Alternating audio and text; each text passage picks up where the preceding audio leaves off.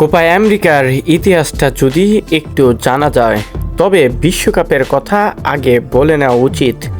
এখন বর্তমান সময়ে সবচেয়ে বেশি বিশ্বকাপ জেতা দলটি হচ্ছে সেলেসাও অর্থাৎ ব্রাজিল।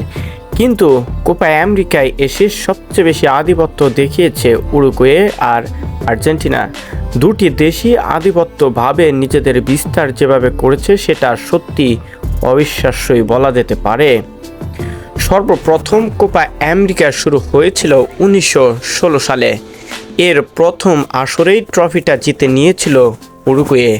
এরপর এক বছর পরেই অনুষ্ঠিত হয় কোপা আমেরিকা, অর্থাৎ 1917 সালে আরও একবার কোপা আমেরিকা জিতেছিল উরুগুয়ে।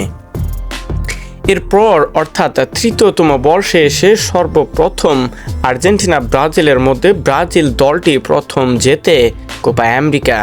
এরপর আবার 1920 সালে গিয়ে কোপা আমেরিকার ট্রফিটা ওঠে উরুগুয়ের ঘরে। সর্বশেষ প্রথম অর্থাৎ 1921 সালে প্রথমবারের মতো কোপা আমেরিকার শিরোপার স্বাদ গ্রহণ করে আলবিসেলেস্তারা। 1922 সালে আবার পুনরায় ব্রাজিল, 2023 বা 24 এসে আর্জেন্টিনা ব্রাজিলের মধ্যে যেই কোপা আমেরিকার শিরোপা নিয়ে যে একটা লড়াই শুরু হয়েছিল, সেখানে জমে উঠেছিল আসল রহস্য। ব্রাজিলের ঘরের মাটিতে তাদেরকেই হারিয়ে শিরোপার স্বাদ গ্রহণ করেছিল আর্জেন্টিনা। এখন পর্যন্ত কোপা আমেরিকার ট্রফিটা সবচেয়ে বেশি জিতেছে উরুগুয়ে 15 বার।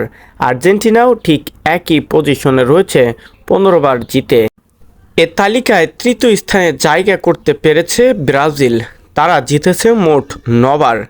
বিশ্বকাপ শিরোপার তুলনায় এটাও কোনো প্রকার কম নয়। কনমেবল কোপা আমেরিকায় পুরো আমেরিকা মহাদেশেই এর আধিপত্য কতটা সেটা এবার আর আসরে যারা খেলাটা উপভোগ করেছে তাদের আর বলতে হবে না। সব মিলিয়ে সর্বমোট 15 বারের বিপক্ষে ব্রাজিল জিতেছে মোট 9 বার।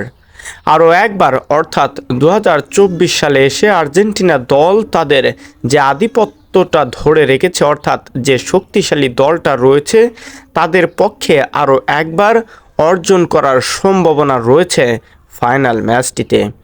আর্জেন্টিনার ঘরে উঠবে, এবার জিতলে 16 বারের মতো ট্রফির শিরোপার স্বাদ গ্রহণ করবে আলবিসেলেস্তারা।